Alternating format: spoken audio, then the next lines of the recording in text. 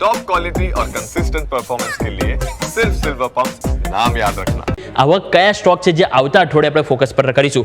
સૌથી પહેલાં Mahindra life space તમે નજર કરો તો અહીંયા તમે નજર કરો, સારી એવી તેજી તમને અહીંયા જોવા મળી રહી છે, બરાબર. હવે સારી વસ્તુ એ છે કે તમે નજર કરો તો આ જે લાઈન આપણે જે ડ્રો કરી છે એની ઉપર તમે જઈ રહ્યા છો. બીજું તમે આ ઇનસાઇડ બાર તમારો બન્યો હતો એની ઉપર તમે જે બ્રેકઆઉટ આપી રહ્યા છો, એટલે તમે એક્ઝેક્ટ 10 EMA સપોર્ટ મળ્યો છે. એટલે આ જોતા આપણે જોઈએ તો 416 રૂપિયાના લેવલ છે કે જે આપણને આવતા જોવા મળી શકે, જ્યાંથી કરેક્શન આપણને ચાલુ થયું હતું.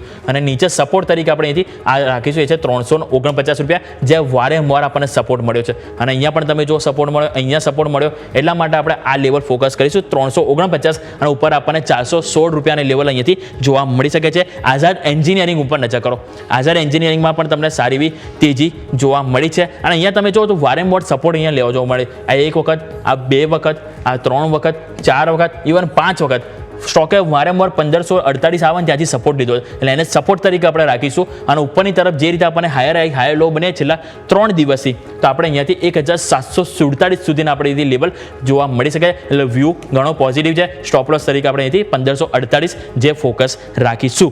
નજર કરી અહીંયાથી જાગરણ પ્રકાશન ઉપર નજર કરો, અહીંયા પણ તમને જોવા મળશે સ્મોલ કેપ સ્ટોક છે, પરંતુ તમે અહીંયા ફાઇનલી છેલ્લા ઘણા દિવસથી સ્ટોક તમે જો કન્સોલિડેશન હતું, રાઈટ. જૂન મહિનો આખો અને જુલાઈ મહિનો પણ તમે જો, અને એને કન્સોલિડેશન બોક્સ તમને બન્યું. હવે આ જે ગેપ છે એ ચાન્સીસ છે કે પૂરો થતો જોવા મળી શકે, એટલે કે 81 રૂપિયાનું લેવલ અહીંથી જોવા મળી શકે. અને નીચે સપોર્ટ તરીકે આ જે લેવલ છે કે જ્યાં વારંવાર સ્ટોકે સપોર્ટ લીધો છે એ આવતો જોવા મળી શકે. અને એ લેવલ તમારા માટે બન્યું છે 70 રૂપિયા આજુબાજુ, એટલે કે 70 રૂપિયા આપણે સપોર્ટ તરીકે 4 રૂપિયા, 4-4.5 રૂપિયા, અને ઉપર આપણને 81 રૂપિયા 50 પૈસાનું લેવલ જોવા મળી શકે છે. હવે લાસ્ટ સ્ટોક આવો નજર કરી લઈએ આપણે, જે તમારા માટે છે એવરરેડી.